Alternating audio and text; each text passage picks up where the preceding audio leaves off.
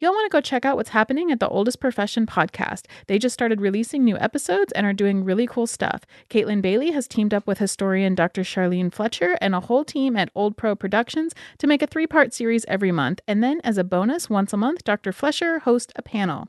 I already binged on the first 3 episodes about Victoria Woodhull, and I can't wait to see what they do with Marsha P. Johnson and Sylvia Rivera. Check them out. Also, they have cute merch, like really cute stuff.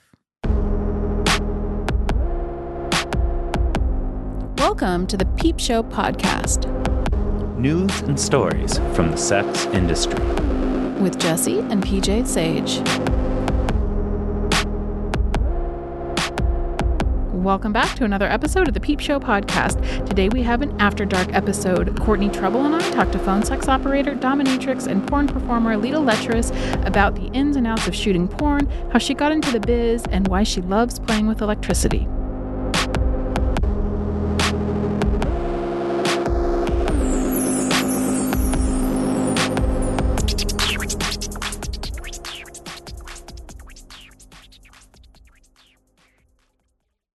Hey, I'm Adrienne, one of the hosts of After Adult podcast. My porn name should be Mozart Fremont, but you probably know me better by my actual porn name, Siri. I'm Rachel, but my porn name would be Woody 16th Avenue.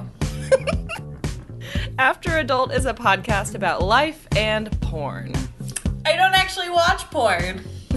I don't really watch that much porn either. I probably watch more than you, but I mean, most of the time it kind of would feel like going to work on my day off.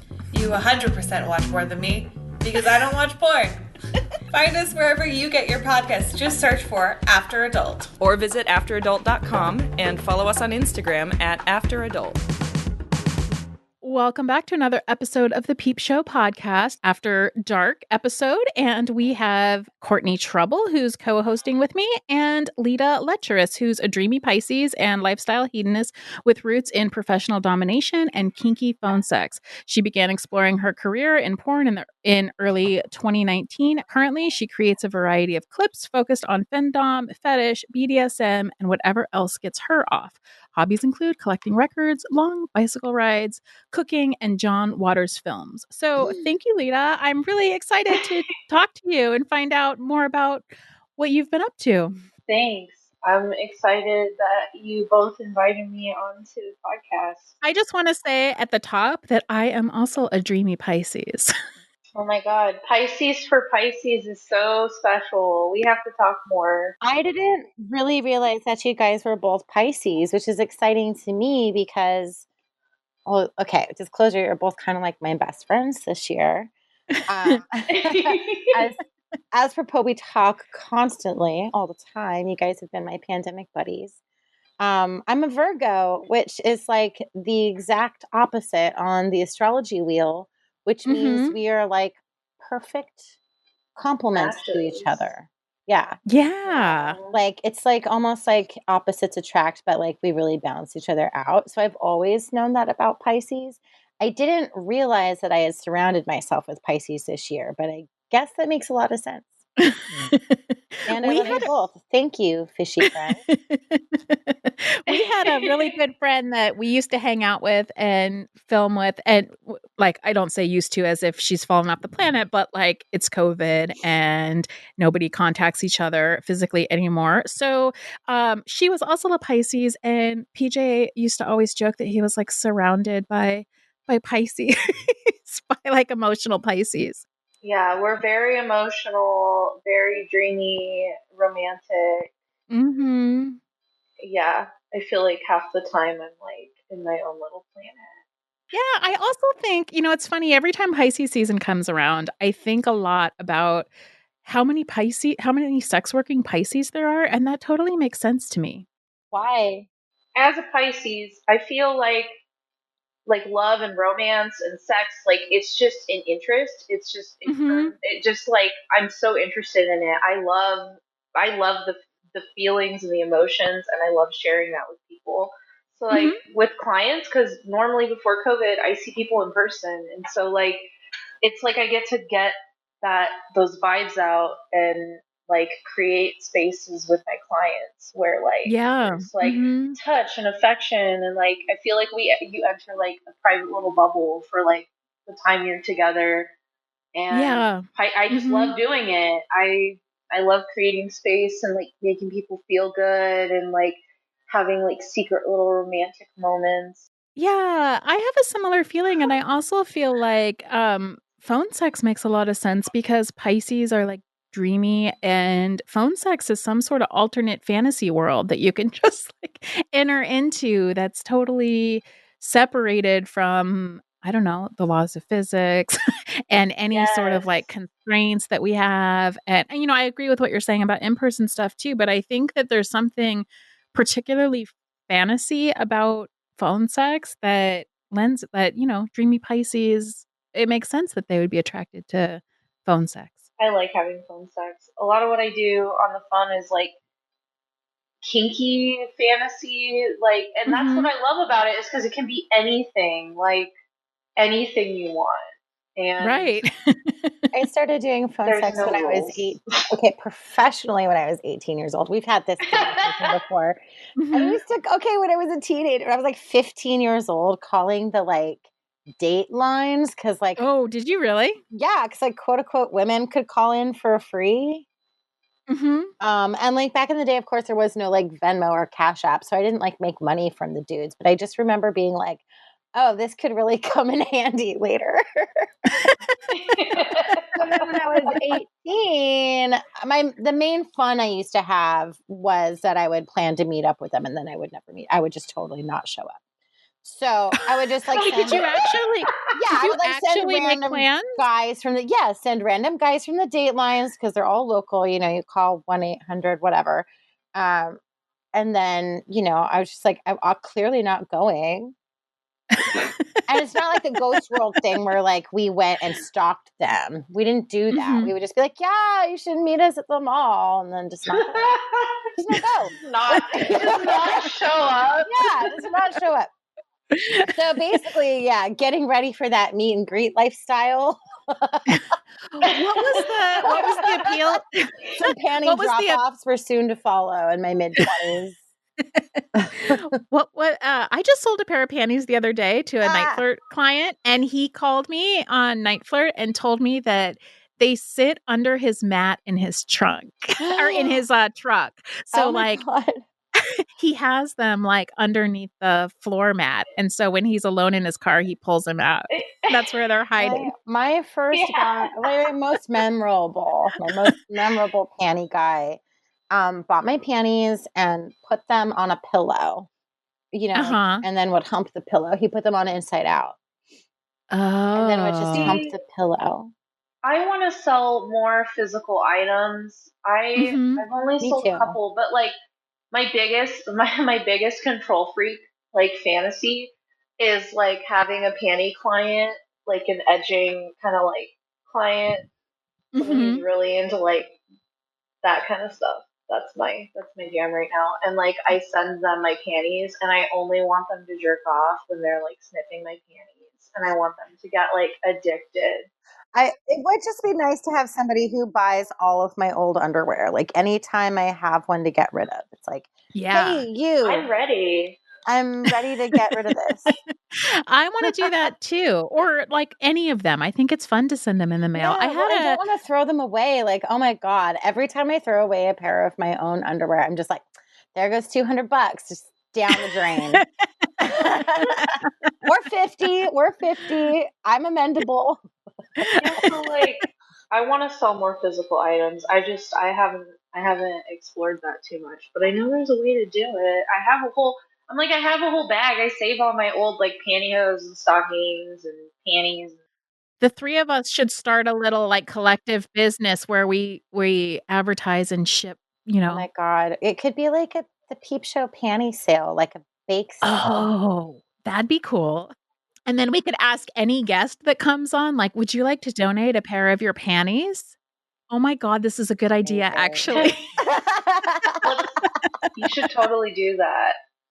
I'll donate some panties and some pantyhose. Yeah. Wow. And we could start this little peep show thing where we're like, listen to our guest and buy their panties. You heard it here Yes. first, y'all. Guys, gals, everyone in between. Yeah, I like this idea. I'm donating first, so Okay. Yay! you can sniff my panties. You can make my fantasy come true. All for a Yeah. good cause. And you can call me when you get them. Oh, wow. That's a major donation because you're like a bona fide, okay, you're Switch, but like lately you've been doing these like, this like femdom caption work. Like you're a bona fide like ball buster now. So this is a big deal. Okay. I just think it's honestly I get off on humiliating people. I get off on like the chase and people being like obsessed with me. It's so funny to me. I can't be mean if I'm not like if somebody wants me to just like scream at them and I can't. I am mean, but I think it's funny. It's all just like a fucking game. It's all a fucking mind game to me. I'm like Yeah. super, and I'm an attention slut. So like these people are like, oh my god, I'm obsessed with you. You're perfect, and I'm like, yes, I am perfect. Let me fucking like step on you and sit on your face. But What's your favorite type of humiliation to do? I'm really into diaper humiliation right now. Okay. And like putting people, because the diapers are my new thing right now. Everyone's like, how'd you get into diapers? I'm like, I'm not into like ABDL. I just want to like put you in diapers and fucking make you have uncomfortable orgasms and make you like give you enemas in the diaper. And like, I'm also really, I like small penis humiliation. My favorite is I like the quote unquote forced bi and here's the thing about the forced bi guys.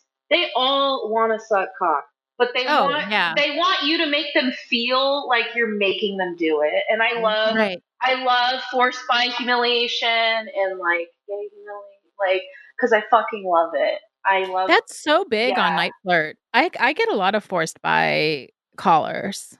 I literally just want guys to suck cock for me and me to laugh at them while they're doing it, and just I want like an army, the Pinterest fantasy. I want an army of guys to suck cock for me. My friend Chelsea Poe, she's my bestie. I would always go over to her house, and I was like, I was just coming out of grad school. I wasn't shooting very much, and like Chelsea was like, "There's this person I want to work with. They want to fill a bunch of balloons up with cum lube," and I was like, "This is insane." I think I might come back to porn and shoot this. I want to shoot this. We're going to cover your room in pink tarps, and like, we'll use the pink lights. We'll just make it really like pretty. And then Lita brought a cake. a piece of cake. A chocolate cake. It was red velvet cake. Oh God. It was red velvet. I was like, okay, I just got out of grad school. I'm going to make this look as pretty as possible. I like do this artistic shot of the cake, this artistic shot of her boots, like this artistic shot beautiful. of the balloons. And then by the end of it, it's just like cum dumpster status. Like just the balloons like popped with like this like cum lube all over like Chelsea's body. And like, it was funny. It was fun. It was funny. Like so pretty. And I was just like, this is hilarious. What do we call it? Did we call it birthday slut or something? Just something super basic. It was bimbo birthday. Because remember, it was like, it was Chelsea's bimbo birthday. So I'm a Virgo, so I'm just like, oh my God, what a mess. I'm kind of like that with messy stuff. I don't like things to get messy. I definitely like shooting and posing for like splashy porn or content. Like it's really fun. But I don't really like food that much, but like cum lube I would do for sure. This is the first time I ever worked with Lita. And I said, thank you, Chelsea. I think I would like to keep making porn. That was like your comeback, huh? Yeah, it was a little bit of a revival moment because I was just like really impressed with Lita's professionalism. And I tell them this all the time, like, Lita, I'm really impressed with your professionalism. I think you have a lot of good ideas. I actually think you're a really good filmmaker, even though you've only been doing it for a year. Like, I don't know. I just see a lot of already actualized talent in you, and I hope the rest of the world sees it soon too. Yeah. So tell me a little bit about that. I was doing in like 2016, 2017. I'm a lifestyle kinkster, and I started getting interested in doing like professional domination. So I Mm-hmm. was tinkering with that. I ended up on Night Flirt because I had a friend that I built a sex work community before I ever was like a sex worker. Like, I don't know. I started getting involved with like this started getting involved with this like online mailing, like this friend that I made online who was a sex worker, and she sends mail like crazy. So like one day she was like, "Hey, let's do this thing. Give me your address, and like a bunch of people, we're gonna like start sending you cards, and then you'll send postcards to people." And like I started just talking. Just I built a community online of like queer sex workers, and Mm-hmm. I just yeah. And once I had that, I was like, I would like to do more. Like I want to do professional domination, and I started doing Night Flirt through a Mm-hmm. friend that did it online, and then I started making clips in my bedroom, and I was like, and they still to this day sell my freaking shitty homemade clips of me in my attic bedroom. I took a domination intensive. I met a bunch of really cool people. Mm-hmm. Um, and I was like, what do I want to do? Like the femdom thing, I like it, but it was I'm gonna get in trouble for saying this. The femdom thing as a whole, some of the femdom stuff can be really like clicky. I love Mm-hmm. I love my I love my femdom friends. You guys know who you are and I love you, but like the majority of it is a big click, and like I am not big tough hardcore like female supremacy person. Yeah. I'm Mm-hmm. a switch and a kinkster and a queer, and I like to fuck, and I like to Yeah. be tied up, and like I like to be tormented, and so I kind of hit Yeah. this point where I was like, this femdom thing alone isn't working for me. You don't want to separate out everything else that you are and that you're doing from your femdom work, which is something that I think a lot of people get caught up and think they have to stay in one niche. Mm-hmm. When I think Yeah. Mm-hmm. like a lot of like studies on like model success or whatever is now like you should have a niche, but you should also have like 3 or 4 orbital niches. So Right. even the Mm-hmm. most strict femdom, like that person who's doing like fem supremacy and nothing else, is probably missing out on about 3 or 4 other cash flows that they could be Yeah. monetizing on simply because like, maybe some of their best paying clients are looking for someone who's like just that. So Right. So it's like a Mm-hmm. give or take that ends up showing its ugly face online, where we all see it as like, oh, this girl's not down to fuck. Like, whoa. Yeah. Like Mm-hmm. what is that lifestyle? Like what is that job like, so when my vagina is literally the first thing you see on Google image search if you put my name in. But that's my job and I'm fine with that. And like so I was trying to fit myself into this box. When I took that yeah. intensive, I met my queer, non-binary, lovely partner, one of my best friends, Albatross, and I was like trying to do the thing, and they're someone I consider a professional bottom. They work with a lot of the big femdom people, and they were just kind of like picking up what I was putting down, which is like I'm not like a femdom. Like I'm not Yeah. femdom only. And I was like, what Mm-hmm. do I do? Like I want to try doing porn. Like that's always been something I'm interested in. I'd like to do more than just this. Like there has to be more for me. And they really encouraged me. They were like, here's the thing. If the true femdom does whatever the fuck she wants. So like Right. if she Mm-hmm. wants to fuck, she's gonna fuck. And they were just like, do whatever you fucking want and don't worry about. Porn stars can take on any role they want to. Yes. Yeah. And So like Mm-hmm. if you want to be like the femdom one day and like the pillow princess the next day, you can. Mm-hmm. And like yeah. Mm-hmm. your fans So are gonna be into your performances no matter what. I think Yeah. I at least I found that. Although there are some people who are just like, I just want to see you suck dick. And I'm like, I've literally only done that 3 times in my entire life. How are you following me? yeah, I like don't understand. I I'm not dominant. at all, like in terms of my personality or even my own like sexual desires. But I do dommy things in work because people are into it and I get into other people's fantasies. Like if they're like super into something, I want to create that for them because I'm in it to create something for somebody else and to like fulfill fantasies. I mean, I'm in it for a lot of reasons, but I really like that, which is also one of the reasons that I really love doing customs because I like trying to take somebody's idea and make it. I like fulfilling fantasies. And so a lot of people's fantasies are especially I think because I work heavily on Night Flirt and for some reason that attracts a lot of subs who are looking for like domination. But yeah, I do a lot of like video and phone stuff and Skype stuff for kind of light. I do more like sensual domination. Yes. And I think that I also noticed that culture of like, this is how you have to be if you're a dom. And I can't do that. And I don't really want to. But I also agree. This is where I agree with what Courtney said is that the nice thing about branding yourself as a performer is that you can have a wide range of things that you do. Yes. So I really like that.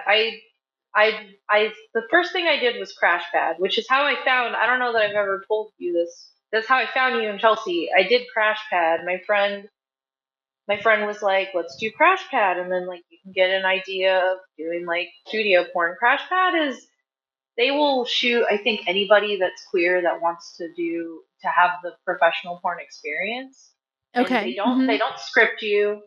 They don't they don't script you. It's literally you pick who you work with, which in my understanding is not generally how studio work happens. But you pick who you're going to shoot with, and you both show up, and they have this really cute little set built in a warehouse, and they put you in there, and the whole thing is like the crash pad is like a fuck pad in San Francisco, and you get a key to it, and then you and your like whoever you're gonna fuck show up, and you fuck each other, and Right. they shoot you professionally, but everything is you. So I went and did Crash Pad, and I had a really good time, and I was like looking after I got my account, I was like looking at the performers, and I saw Chelsea Poe, and I immediately was like, "Oh my god, she's so cute! She's Who so is this cute." person?" That's exactly what I said. So I went on Twitter and I found Chelsea, and then I was like, "Oh, okay." So what ended up happening was Did you see our scene one day, together for Crash Pad with Dylan Ryan? I think so. Yeah. Like I found Chelsea through Crash Pad, and then I followed Chelsea, and then one day in Twitterverse, Chelsea was like, "So when are the emo kids like? When are we actually gonna make an emo porn where it looks like fucking like we did when we were fucking seeing kids and like come on?" And I commented on it, and I was like, "I want to make that porn." I'm so worried about everybody frying their hair. You get extensions. Well, the only reason you got clip-ins in the first place was because you fried your hair. No, my mother would not let me bleach my hair. I had clip-ins because that was the cool thing to do. You'd go to Hot Topic and Yeah, buy you the get the clip-ins for your clip-ins. hair. You'd And get the then coontail you get a clip-ins. straightener. You get Yeah. a straightener and you rat all your natural hair up on top of it and you look like you have a mullet. I remember the first. Okay, we would have. But then we it's would like have zebra career day. striped or something because you're like punk. Side note: we would have career day every year, and my mom fought my emo phase tooth and nail, and then eventually she kind of like gave into it. But she would not fucking let me get the haircut I wanted, like the mullet cut. And we had career day. We had career day, and they would come Luckily, and cut there's your hair. clip-ins. They would Oh, come and cut. So I had this woman at school cut my hair for free, exactly how I fucking wanted it. And I came home, my mom was so fucking mad. Like, I had a mullet. I had pictures of it somewhere. My mom was so angry, and I was just like, I love my hair, but I totally had the mullet and would rat it up and like clip-ins and I actually can't imagine caring how my kids cut their hair. That's like the lowest stake sort of thing There is. Hair grows back. I never understood why parents had any opinions about haircuts. I mean, My I'm on your side, Jessie, but I've never heard a mom say that. Yeah. You saw my kid's hair. My kid has a Yeah. mullet right Yeah, now. great. And why would I control their haircut? Like, I didn't do that when they were little either. I remember wanting to like dye my little brother's hair green because that was his favorite color. And he was like, that would be so cool. And my mom, who's like awful, was like, no, it never happened. My mom in general, like anything I did, like I was like super, super gay and closeted, and like my mom knew she knew it's like, and she had her own weird hangups, and her and I've worked it out now, and now she's totally fucking supportive of everything I do, and like, but at the time she was just like fighting it so hard. She's like, can't wear all black all the time, and you can't be bisexual. Don't watch anime. Don't have the mullet. And I was just like, Mom, I'm Rita's mom, if anyway. you're listening, we're laughing with you. Yeah, no, she You're loves, amazing. She loves it. So, But she's that amazing. was not I joke now that my mom used to force femme me, because the deal was if I wanted to go to school dances, I had to let her dress me and do my hair. So I joke that she force femmed me when I was younger. I had it the other way around where like I was raised by a single dad. So like all of my feminization like came from within. And like for the dances, like I remember like a winter formal. I had my hair dyed like navy blue. And like my idea of like a formal gown was to go get like 3 floor length black slips from the Goodwill. And so I wore these like slips. And it's just like, it didn't turn out as cool as I thought it would, but like, I don't know, it looked pretty punk. That's Like, so cool. getting your clothes from like the Goodwill for like a formal occasion, you know, So- it's not exactly what you're supposed to, but I would suggest it. Or, you know, if you're going to like XBiz or AVN, just like go to the thrift store, see what you find. Couple of years ago, Miss Lollipop wore like a potato sack to the awards. Wow, I That's love that. Did you see that? So far, I my love- favorite AVN gown of all time has got to be Jessica Drake's burnt American flag. Oh yeah, that's a good one. Yeah. Your dress this last year was so good. It was like you had a best ditto dress. I liked it because it was like turtleneck, and like I really love it like when porn stars go for the modest look. Like Stoya's really good at it. She'll wear like something super modest to the AVN Awards. And of course Angela White, like one of the hottest things about her is that she wears these turtlenecks to red carpet. Like she's always like covered up, and I'm just like, I love you for that. I had the floor length black gown with the little leg slip and the little off, and I got it at fucking Ross for $20. Everyone's like, where did you get your dress? And I'm like, I got it at Ross. $20. Yeah, my first AVN Awards dress was $15 at H&M. You just got to find yourself something like black and puffy, and you're good to go. I wore something that had been in my closet for 3 years. You got something at Ross.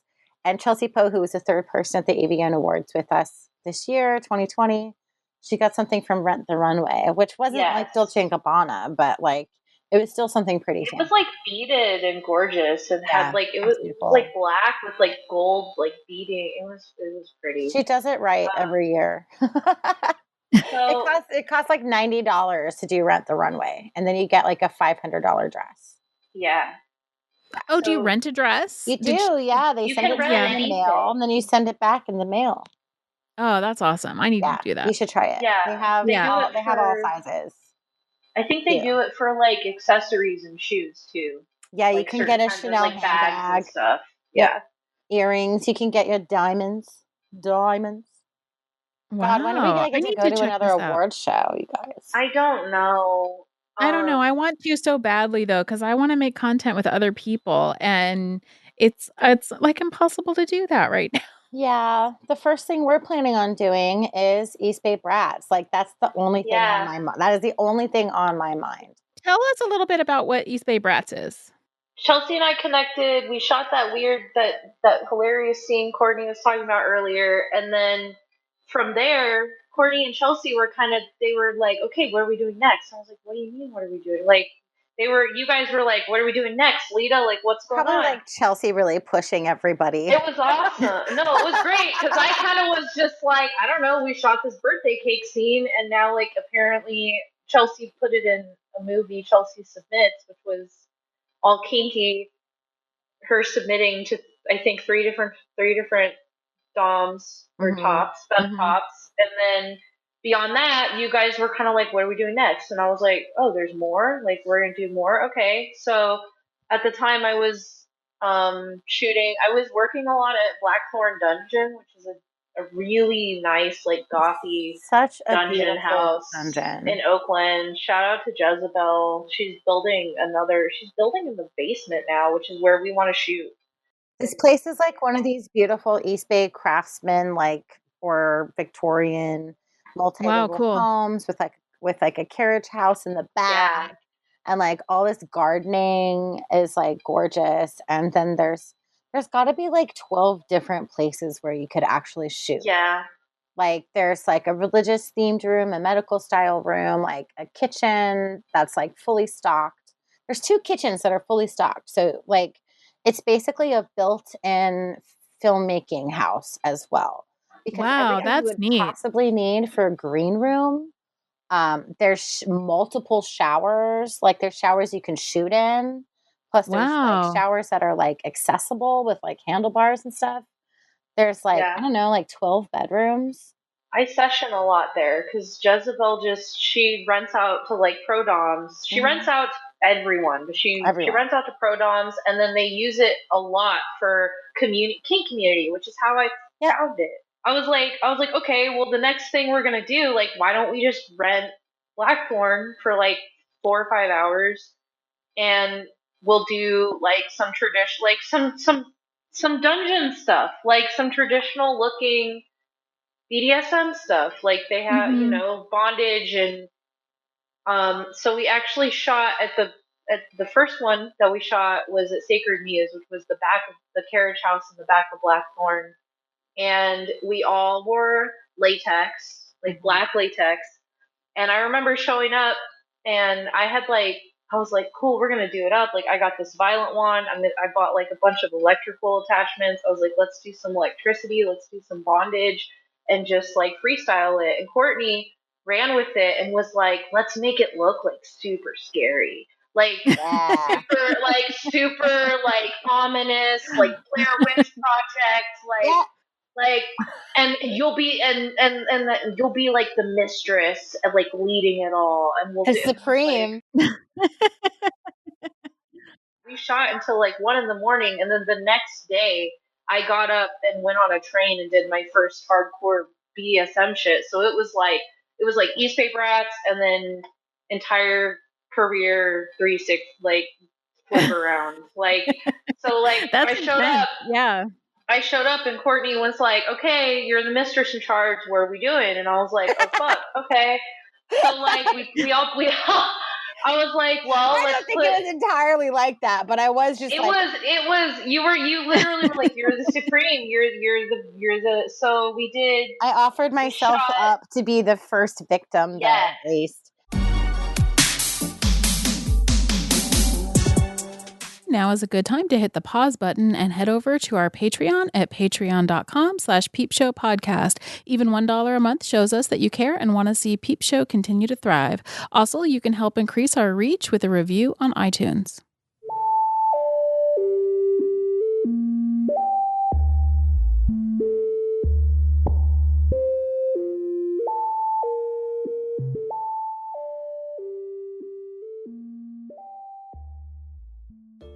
So the big plan was like, okay, I'm going to shoot this whole thing by hand, but I'll have a GoPro. So why don't and then I'll bottom for the first scene.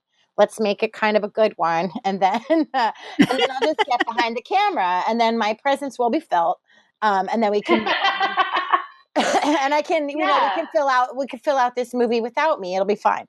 So I got spit roasted by Lita Lecherous and Ruby Riot. It was awesome. Awesome. And then I took my heels off, got in a pair of little like dirty ass little white socks, and just shot the rest of it by hand. Mm-hmm. And I think it kicked it off because the film, we wanted it to just be like femme on femme, like BDSM with like fucking, like everyone having a good time. And we didn't even know what we were going to call it. I don't even think we planned on it being a series. I think we were just like, let's shoot this creepy looking, but like fun, like femme for femme, like BDSM stuff. And I've known from past experiences that you really can shoot a whole film in a few hours, especially with BDSM, if you do it correctly. So, you know, we shot like 4 or 5 scenes in like a limited amount of time. But yeah, I just think an experience that we could kind of put it together. Yeah. I didn't expect it to like be so fun. And I didn't, and like, it was really clear that we could just keep going after that. That's neat. Yeah, we did meet. It was just so natural. Like it was like fun and laid back. It was like, Chelsea okay, got to now sleep I'm gonna in a put cage you for half of it. Yeah. Like I was like, I'm gonna put you in bondage and I'm gonna play with my violet wand on you, and like Ruby was like, fuck yeah. And Chelsea was like, I'm not really into electricity, but I want you to like zap me. And it's literally this beautiful scene. It's literally just Chelsea freaking out over a zapper, and I'm like fucking loving it. And I'm like, I'm like zooming in on her face while she's terrified, and like shaking. And I'm just like, cool, you're crying and shaking. Now I'm gonna jerk you off, like, and you're gonna fucking like it. And she's just like, oh my god, and it's fucking beautiful. It was literally just like me getting to fucking play with all of these beautiful people and being like, okay, you've never done this. Let me like let me like vajazzle you, and then fucking violet wand your vagina. Like, you vajazzled Ruby.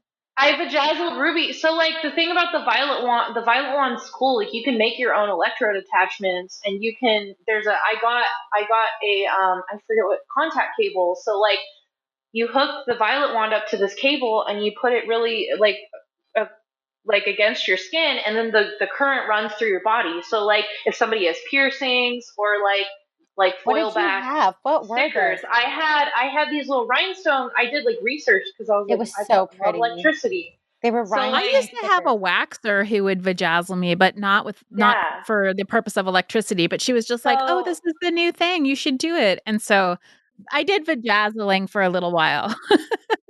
My friend had given me a violet wand, and like I'm a huge electro slut now. Like I'm so past the I love violet wands still, but I'm like anyway. So I was like, whoa, this is really cool. And I found out like you can make your own electrodes, or like if you had this cable, any like sort of like contact, that anything that you touch that's like metal becomes like electrified, or like if somebody has piercings, the current goes into their piercings. You could do like, we did electrical making it, like we did like kisses where like we're making out and it's shocking her. Oh my gosh. I got shocked in the process. I was holding the camera and I must have been too close. Like I bumped into the St. Andrew's cross that Ruby was like strapped to, and all of a sudden my whole body got electrocuted. Yeah. I guess electrocuted is like dying. I didn't electrified. Die. I was electrified. I got shocked. It was like the biggest shock I had ever gotten in my life. So that does not sound fun to me. I can't imagine wanting to be electrocuted. It's like touching an electric fence. I have been tased by Princess Donna like at a queer dance party. That's one of the highlights of my life. That's hot. Because I was like, don't do it. And then she did it. And I was like, oh God, that's so horrible. I love you. I love electricity. Like, so what do you love about it? Tell me a little bit about what you love about it. Well, the vajazzling, the foil, the foil stickers I put them on Ruby and I like shocked her vagina, and it was fucking awesome. So electricity, the thing that I like about it, the next day after we shot that, I went and like bottomed for heavier electricity. So it was like, this was like my fucking electrical awakening. Like Mm-hmm. Oh. I've accidentally touched an electrical fence a couple times when I was a kid, and like, so I've known like what electricity feels like. And there's this thing about it where it's like, I'm definitely a pain slut. At the time, I did not know I was a pain slut. I've trained and learned how, and I'm a huge pain slut. The thing with electricity is, it can be dangerous, but it cannot, like, I like that it doesn't like leave a mark. Like it doesn't Yeah. like cut your skin or like welt you, and just Mm-hmm. you feel it. It's a sensation. Like it can Yeah. be painful, but it can also be like uncomfortable or like invasive, and it's in it. I don't know. The next fucking day, I had like TENS unit with an E232, which is by Easton. It's an electrical unit specifically built for electricity, like on the bottom of my feet, cranked all the way up, Charlie horsing my legs, and just like the adrenaline rush of sitting there with my legs locked with this fucking electrical current through my body. It's such, I feel like it's an intense sensation that is not going to Mm-hmm. like kill me or leave me like marked, and I just feel Yeah. like I like that. That's just my personal thing Yeah. about it. And I like, from the top, from like topping with electricity, Mm-hmm. I like the control of just the teeniest little change in the environment Mm-hmm. takes cranks it up. Like if you're doing insertable electricity, like the smaller the contact point with electricity, the greater the it hurts more, the greater the sensation. So like if you're fucking someone with an electric and you pull that shit out, you're taking it really quickly from a 1 to like a 2 to a 10. And Wow. and with the dials, like I like, it's like a science experiment, and That's the I control, like, it's a Lisa. science It's the experiment. control. It's the control. I'm a control freak a little bit, so I like just a little. I actually did. So I love electricity. I love bottoming for it. I love trying new things. I want to make my own electrodes for the violet wand, so I should, maybe I'll start doing that. But there's no one to play with right now. So it's like I can electrify myself, but it's not the fucking same. Like I love, Yeah. there's a look, like you're looking into each other's eyes and you fucking know it's coming. And like it's just the magic. So I had to remind myself yesterday, what's going on right now with my career in 2020 is not what I want it's not what I signed up for. Like I like Mm-hmm. playing with people and creating with Right. people. And like my whole thing, everyone's like, you must make so much, like so much doing porn. I make a little off my porn, but what I was doing is I was seeing clients and then using the money from like my clients to make the videos I wanted to make and to like Yeah. Mm-hmm. shoot the stuff that I want to shoot. And so Mm-hmm. now I'm by myself in my apartment, and I'm kind of like in a rut right now, guys. Like Yeah. I've been Mm-hmm. shooting so much by myself. It's not what I signed up for. I signed up to like get my hands on people and like try new things and travel, and that's what I signed up for. So it's been an adjustment. Yeah. I understand that. I think that's also why like I was saying earlier, I like doing customs. And I think that's part of it is that me sitting by myself thinking about like, okay, what do I want to do next? It's not that I don't have any like ideas, but without having somebody else that is like invested in it and like and I know is going to be totally like turned on by it and not just, some random people that I hope will buy it, but somebody who's like super invested in it and it's more of a like give and take, like it's less fun. It's more fun to me when somebody else is part of the dynamic, even if they're not physically there. Yeah, I Absolutely. really feel the same way. I mean, I guess I've always been the kind of person who enjoys making porn in my bedroom. So Mhm. part of what's happening now has already been an element of my career ever since the beginning. But I don't know, this year was supposed to be a really physical one for me. I started it Mhm. off doing stuff with Gamma, Yeah. adult Mhm. time, Yeah. like Angela White. Like that was that was the direction I was headed in. And now, right now, I have like even a hard time, like with my sex worker identity because, like, I shot Mhm. like a pinup scene last month for like Halloween, but it's been quite a long time since I've really like gone through like the actual like day of making content. I've really been relying on a lot of like my administrative job to like get things done. And I have not been behind the camera once until, you know, this new project starts. So I'm going to be shooting Jessie for it. But yeah, like this year was a real bust for me. And it also made me realize like what is most important for me. You know, like the studio jobs were really exciting, but like the first thing I really want to do is like go back to Blackthorn.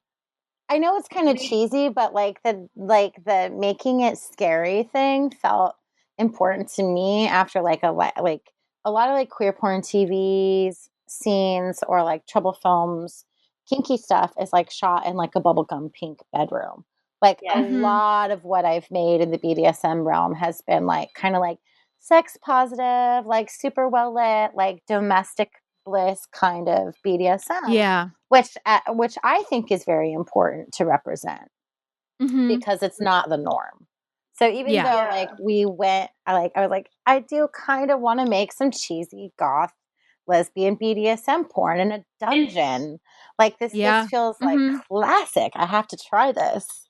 It's funny because you're right. Like, I think everyone, like, that's not actually, like, all of my gay BDSM friends are so fucking hardcore. Like, with it. Like, I know a fucking lesbian couple where one of the partners is a fucking dog, like a rubber dog, all the fucking time. Like, sleeps in a cage and, like, what, really? Juniper Delore and Bad Dog. Like, and, like, fucking.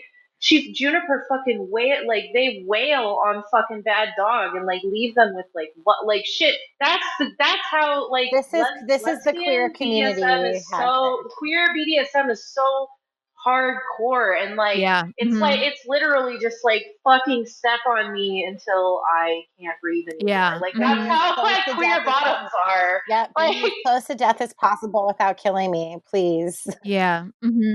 I like really messy, mean stuff. Like I made you squirt all over the floor, and then I made you get down on the floor and like lick it up. And you looked at me. There was a moment where I thought you were gonna tell me like, no, I'm not.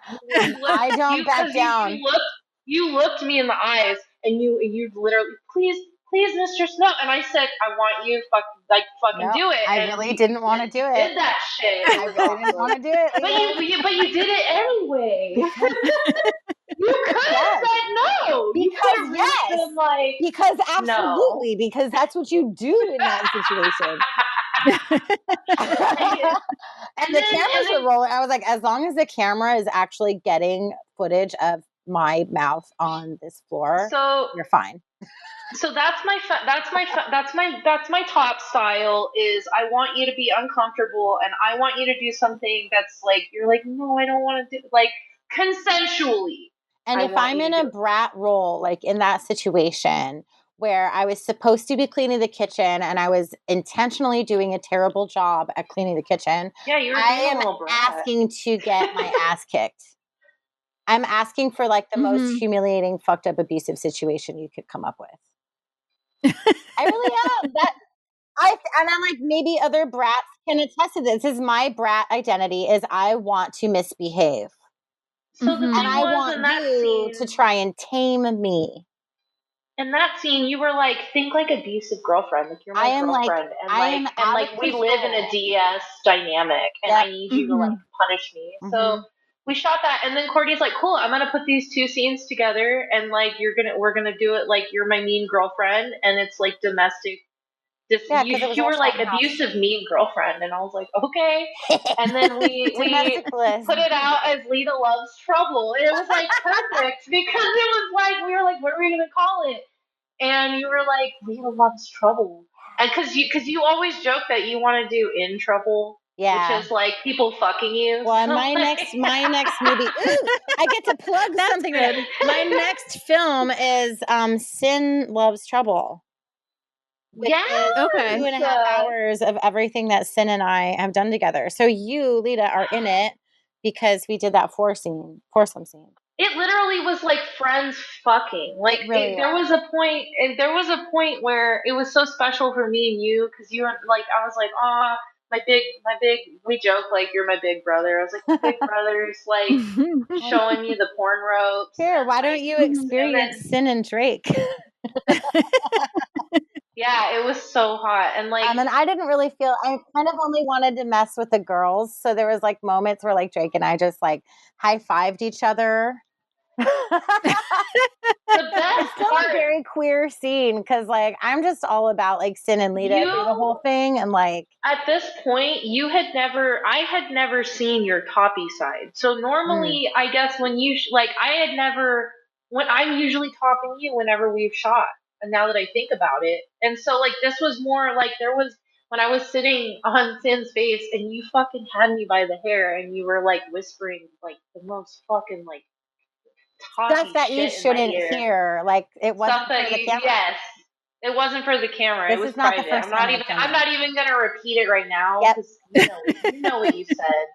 When somebody wants to have an orgasm in a porn scene, but they're perverts and it's not what the scene's about, I will often just like go into their ear and be like, I know you really like mommy shit. Do you want me to talk about mommy shit right now? And they're like, yes, daddy. And then I'll just start whispering. I'll just start whispering mommy girl, like diaper porn shit in their ears. And then they'll be able to have an orgasm on set. You said the filthiest shit to me about like there's that phone sex background just working its way into everything I do. This is how it ended. This is the best part. So I don't remember. We're fucking super hard. We're fucking super hard in this hotel room, and it was great. And then like at the end, Drake, it's so great. Drake is fucking Sin, and Courtney is just kind of holding a Hitachi on me. And that's the other thing about me. I'm a Hitachi slut. I come over and over. So like Courtney's Hitachi me, and Drake is like fucking Sin. And at one point, like Drake looks at me and I look at him and Courtney looks over and Drake and I are like having a moment and Drake's like about to come. And Sin even says like, it would be so hot if you came on all of us right now. And Courtney looks at me and she sees that Drake and I are having a moment. And then she sees that I kind of like start to pull out of it. And she goes, no, you look at Drake and you come. Drake and I locked eyes and I fucking came, and Drake just shoots his it was like we both came at the same. Courtney's like, you look at Drake and you come, and like just like, and that so that happened, and Drake just everyone came all at once. We're all laughing and like having, and then immediately like knock on the fucking door, and I'm just like, whoa! And like you guys all knew what to do, so they all got up. The camera shuts off, and Courtney's like, "Are you serious?" Courtney goes over to the door, and like everyone's like packing up all the studio shit and like trying to put like as if they're gonna bust in and see us all. Like it doesn't like. And Ruby's like, what do I do? And I'm like, oh my god! And they're like, we're all putting shit away, and Courtney's just like, this is a private party. Who the fuck sends security to someone's hotel room? One thing that happened in Vegas once was when we shot Girl Pile, you want to make sure you feed the performers. So I was like, okay, I'm going to get a pizza. So I ordered a pizza, and like Ray Threat was there. We shot Girl Pile together. I hope everybody knows that. She's a genius. She took all the pictures. And she's the one who had to go down while all four of the performers were still fucking, all of them, just like, it's like maybe 45 minutes in. So I couldn't even tell you what was happening, but there was a lot of orgasms happening. Like I think all four of them were like about to climax. And that's exactly when the pizza guy got there. So I was holding the camera and it's like gonzo and it's just me and the camera and these four people. And I don't want to say cut because like, oh my God. So I'm like, Ray, can you go get the pizza? And she like goes down there because like the door is like banging just like the whole time, right? Yeah. And she goes down and then she comes back up and she was like, they need your card.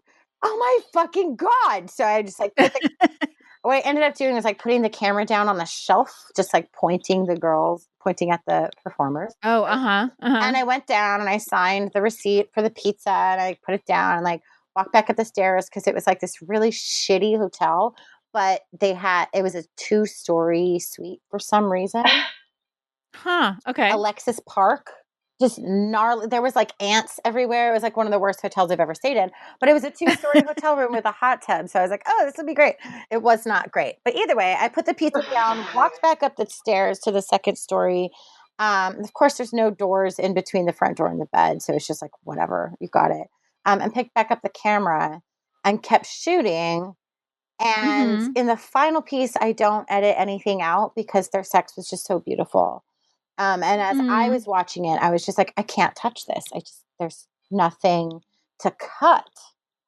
Even the part when I put the camera down to go get the pizza, there's nothing to cut. So I just left it in there, and you can hear some of it. Like you can hear a door opening, and like, it's just fascinating the way that stuff happens on set. Like, now, you want to have an assistant, but like, even in the case that you do have an assistant, sometimes they're not going to know what to do if like security starts banging on the door. Right. Yeah. 2021, as soon as I'm vaccinated, I want to be able to go work again. I literally told my partner the other day, like, I was like, if they charge for these things, I will pay for Lita's vaccination.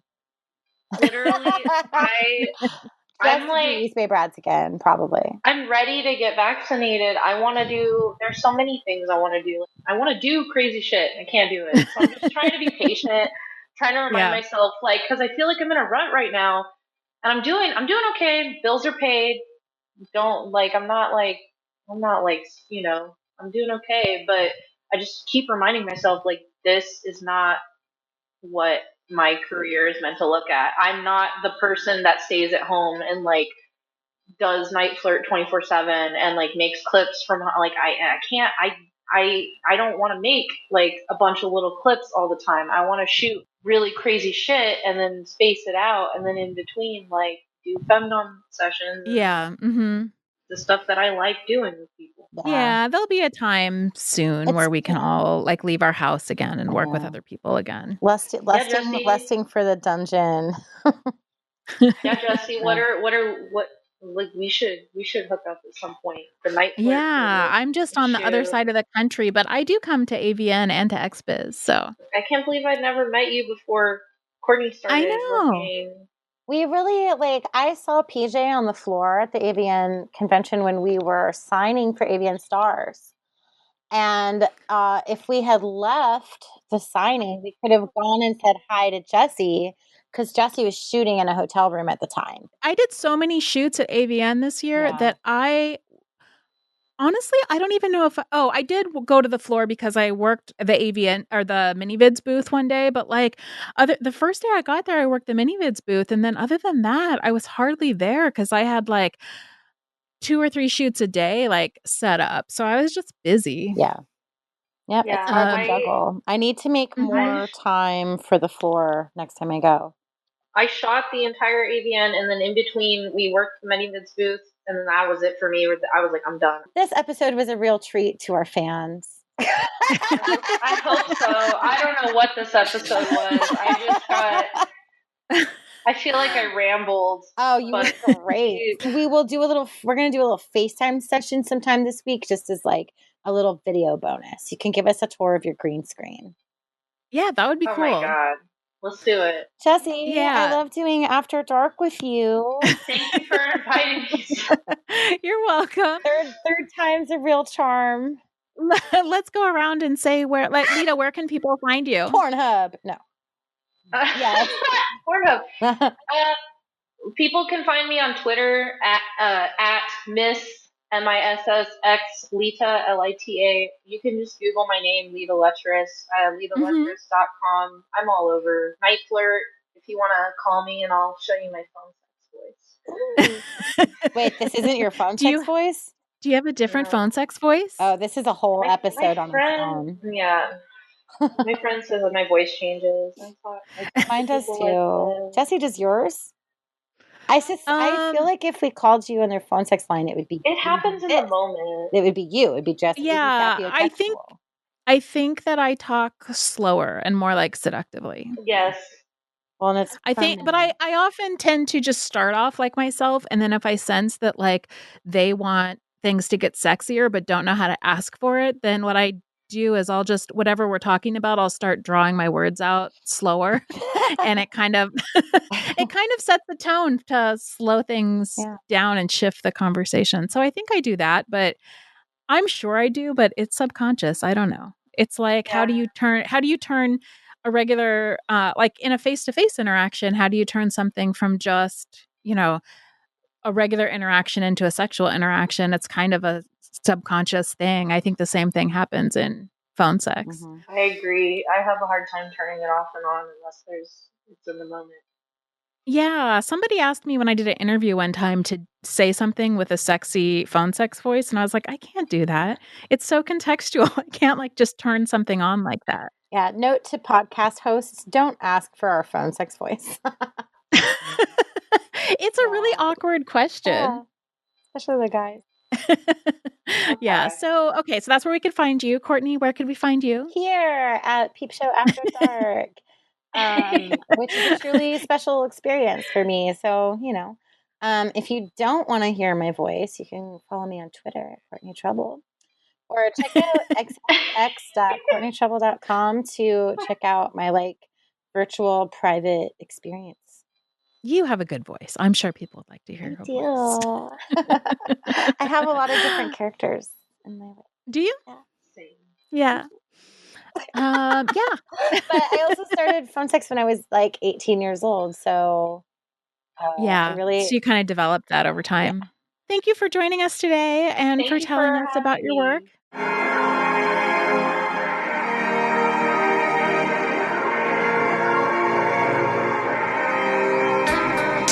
Thank you for joining us for yet another episode of the Peep Show podcast.